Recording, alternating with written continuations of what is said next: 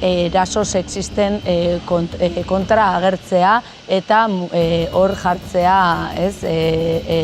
muga eta esatea nolabaiteko hiri posizionamendu bat non oso argi daukagun herri honetan, hiri honetan, San Ferminetan ez direla eraso sexistarik onartzen. Sua maite dugu akelarren beroan, emekin hartxu luzakarren goxoan, bideak doinua daramatzagu golkoan, ilargi berriak laguntzaren. Guretzako txupinazoa botatzea izango zen kriston ohorea batetik plataformarentzat, baina baita ere ulertzen dugu hau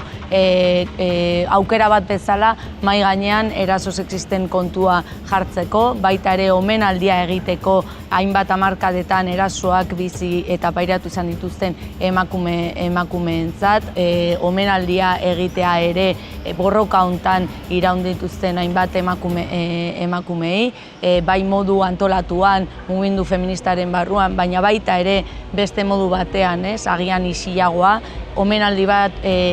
gure aurretik egon diren guzti hoiei, gure ahizpa, amatxi, ama, isebei, guzti hoiei, eta nola ez, Iruñako hiriari guk uste dugulako ere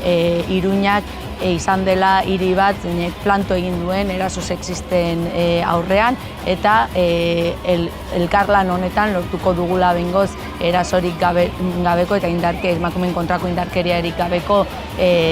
jaiak izatea, eta aurten da aukera behingoz txupinazo feminista izateko.